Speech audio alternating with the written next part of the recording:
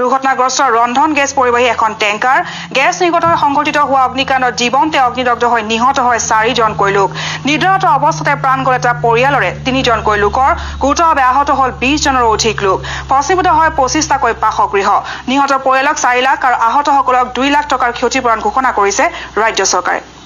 মাজনিশা সংঘটিত এটা ভয়ংকৰ দুৰ্ঘটনা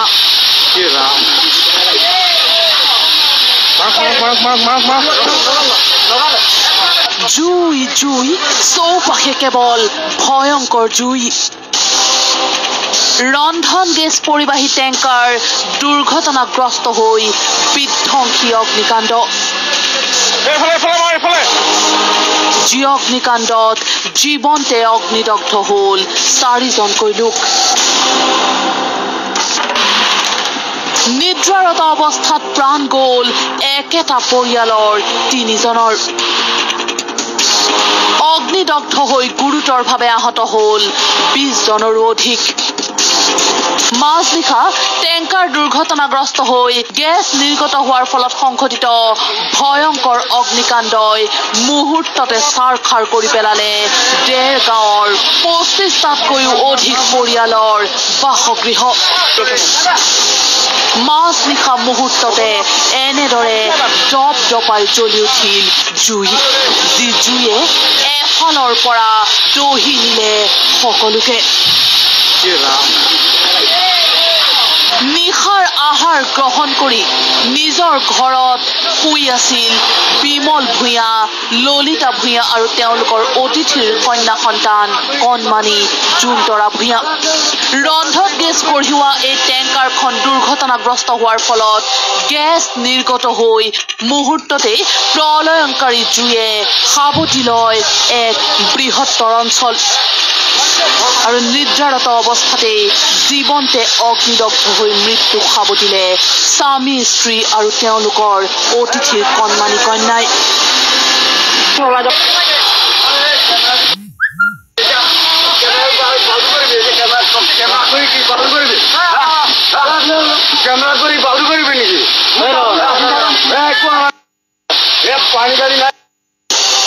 যোৰহাট চিকিৎসা মহাবিদ্যালয়লৈ নিয়া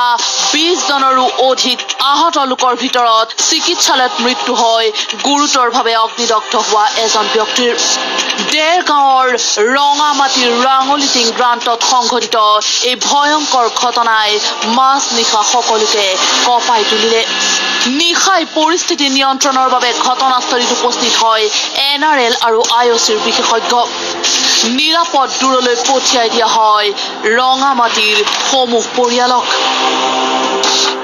নিজৰ ঘৰ দুৱাৰ সম্পত্তি সকলো এৰি প্ৰাণৰ তাৰণাত ৰঙামাটিৰ পৰা পলাই আহিল হাজাৰ হাজাৰ লোক চকুৰ সন্মুখতে মাজনিশা ভয়ংকৰ জুয়ে গ্ৰাস কৰিলে তেওঁলোকৰ সোণগুটি ধানৰ ভঁৰালো লোন দিছিলে চেক দিছিলে 15,000কে আৰু এইটো যদি গ'ল আৰু তাৰপিছত ল'ৰাটোৰ পৰীক্ষা দিব লাগে জন্ম চাৰ্টিফিকেটটো পৰি গ'ল আৰু তাৰপিছত ধান আছিলে ধানো পৰি গ'ল দোকানৰ পইচা পৰি গ'ল চবেই জ্বলি গ'ল এতিয়া কাপোৰ নাই কানি নাই কেনেকৈ থাকিম ঘৰত নাই আমাৰ চাকি আছিলে জুই লাগি গ'ল পলাব নোৱাৰিলো আৰু ভিতৰতে থাকি গ'ল দাহ কৰিলে তেওঁলোকৰ জীৱনৰ সাঁচতীয়া সম্পদৰাজি একোৱে বাকী নাথাকিল অগ্নিকাণ্ডত সৰ্বহাৰা হোৱা কেইবাটাও পৰিয়ালৰ আছিল মেট্ৰিক পৰীক্ষাৰ্থী জুইত জাহ গ'ল মেট্ৰিক পৰীক্ষাৰ্থীৰ এডমিটৰ লগতে সকলোবোৰ কিতাপ পত্ৰ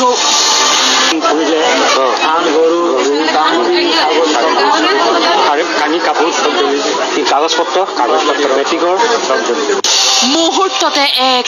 অবৰ্ণনীয় পৰিস্থিতিৰ সৃষ্টি হ'ল ডেৰগাঁৱৰ ৰঙামাটিত লগে লগে ব্যাহত হৈ পৰিল 37 নম্বৰ ৰাষ্ট্ৰীয় ঘাইপথৰ যান-জঁট গুৱাহাটীৰ পৰা যোৰহাটলৈ গৈ আছিল এই ৰন্ধন গেছ পৰিবাহী টেংকাৰখন আৰু ৰাঙলিটিঙত টেংকাৰখনে নিয়ন্ত্ৰণ হেৰুৱাই বাগৰি পৰাৰ পিছতেই গেছ চেম্বাৰৰ এটা ভাল্ভ খুলি গৈ কাষৰ অঞ্চললৈ প্ৰচণ্ড গতিত গেছ নিৰ্গত হয় আৰু লগে লগে ঘাইপথৰ সমীপৰ সমূহ বাসগৃহত জুই লাগে ভয়ংকৰ অগ্নিকাণ্ডত জীৱন্তে অগ্নিদগ্ধ হৈ 4জনকৈ লোকৰ মৃত্যু হোৱাৰ পিছত এতিয়া তেওঁলোকক হেৰুৱাই ম্ৰিয়মান আত্মীয় শোকাতুৰ পৰিৱেশে বিৰাজ কৰিছে সমগ্ৰ অঞ্চলটোত ঘৰ বাৰী মাটি ভেটি হেৰুৱাই সৰ্বস্বান্ত বহু পৰিয়াল এতিয়া তেওঁলোকৰ চকুত কেৱল চকুলো নিশাই নিৰাপদ আশ্ৰয়ৰ সন্ধানত এনেদৰে আশ্ৰয় শিবিৰত স্থান ললেহি হাজাৰ হাজাৰ লোকে দুৰ্ঘটনাৰ 12 ঘণ্টাৰ পিছতো দেৰগাঁৱৰ ৰঙামাটিত জ্বলি আছে উমি উমি জুই এই ভয়ংকৰ অগ্নিকাণ্ডত নিহত 4জন ব্যক্তিৰ পৰিয়াললৈ 4 লাখকৈ টকাৰ ক্ষতিপূৰণ আগবঢ়াইছে ৰাজ্য চৰকাৰে আনহাতে আহতসকলৰ পৰিয়াললৈ 2 লাখকৈ টকাৰ ক্ষতিপূৰণ আগবঢ়াইছে ৰাজ্য চৰকাৰে কেমেৰা পাৰ্চন গণেশ আৰু চন্দনৰ সৈতে দেৰগাঁৱৰ ৰঙামাটিৰ পৰা প্ৰদীপ বৰা ভাস্কৰ জ্যোতি বৰদলৈ আৰু ৰঞ্জিত ৰজক নিউজ লাইভ